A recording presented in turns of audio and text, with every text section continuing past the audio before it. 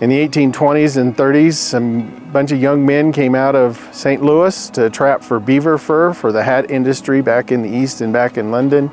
It was kind of the first gold rush in the American West.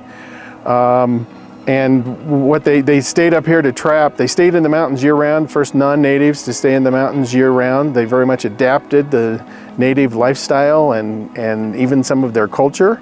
Some of them married into the Indian tribes. So they were here, they stayed here year-round. So once a year, a supply caravan would come from St. Louis, the closest supplies, bring supplies up to them.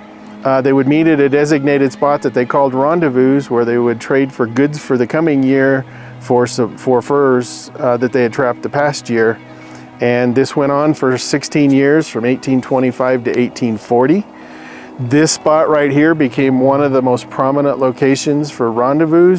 And rendezvous, what they really needed is, you're talking hundreds of mountain men and traders coming, thousands of Indians attending these rendezvous, and then the livestock was tremendous. One of the most prominent tribes was the Shoshone that would come to these rendezvous, and they had, you know, probably as many as 5 or 10 horses per person. So if several thousand of the Shoshone came, there may be 10,000 horses out here. So what they needed for a location for a camp spot, or for the rendezvous spot, is they needed water, they needed wood, but most importantly, they needed grass for their livestock.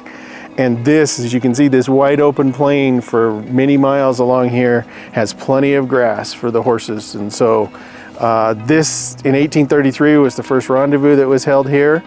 And after that, 6 of the last 8 rendezvous were held right here. And I think it was mainly because of the grass that was available and the water and the camping area. These rendezvous would last as much as a month, and so that puts a lot of pressure on the grass, and so they needed a lot of it. So this became the spot for rendezvous. 6 of the 16 were held right here. The Green River, just about a mile beyond us here, the Green River runs into the Horse Creek, or Horse Creek runs into the Green River, and that was kind of the marking spot. But they camped 5 miles upriver and 5 miles downriver, at least in the 1833 rendezvous that's described. So you can come here to this Trappers Point and you can see the original rendezvous grounds. We have some interpretive signs here. This is some of the interpretation at Trappers Point. You can see we got some interpretation signs here. We've got this nice mural of Alfred Jacob Miller paintings. So the gentleman on the right is Bill Burroughs, who was a mountain man that Alfred Jacob Miller painted or drew in 1837. And on the left is a Shoshone Indian that he drew, and the sketch came from 1837. So we think they framed the whole thing really well. We ended up putting a glass panel here so that you could sit here and read the interpretation, but also see the rendezvous grounds in the background. Some of the things that happened at these rendezvous, the 1833 rendezvous was kind of famous. That was one of the biggest rendezvous, but it was kind of famous because that's the year the rabid wolf came into camps one night and attacked a few people. There was even a man who was attacked and went crazy and took off, and nobody ever saw him again. And so that was kind of the excitement of the 33 rendezvous. 1835 was the next rendezvous that was held here. That one was famous because some of the first missionaries came that year. Parker and Whitman both came that year. And so the 1835 rendezvous, one of the big stories of that year, one of the legends that come out of it is young Kit Carson was here, and there was a Frenchman by the name of Chenard, and the Chenard was kind of being a bully, and he thought he could whip anybody, and he was challenging everybody to a fight. And so Kit Carson told him just to shut him up, took on the fight, and they came at each other with guns, fired their guns at the same time at each other, and Kit Carson's bullet went through the hand of Chenard and up his arm a little bit. And Chenard's bullet went over Kit Carson's head, and that kind of shut up the bully. But that was the big event of that rendezvous. 1836 rendezvous that was held here. That was the year that the missionary women came for the first time. So Eliza Spalding and Narcissa Whitman came, and that was unusual for the Indian. They stood out. It was unusual for the Indians and unusual for the mountain men to have white women come into the rendezvous.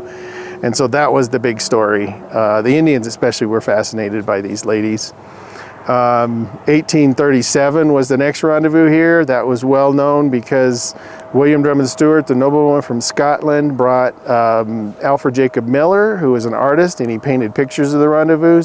That's the only first-hand visual images we have of that rendezvous era of those mountain men, and so we use that artwork a lot to try to interpret how these guys really acted and looked. So the 1839 and 40 rendezvous, those were the last two rendezvous. The era was starting to wind down at that point.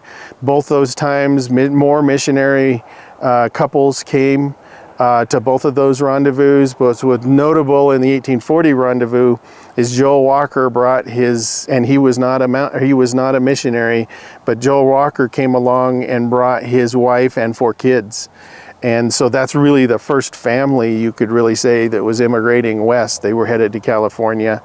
And so that was kind of a precursor to the immigrants trails and the immigrant movement that would have come just a few short years after that, by 1842-43 time frame. Also 1840 is the first year the Catholic priest, Father de Smet, came.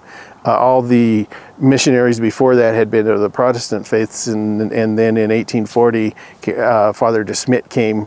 And right behind me, it's hard to see, but there's a point of land that jots out right where the Horse Creek and Green River come together, and that's right about where the first Catholic Mass was held in the Rocky Mountains.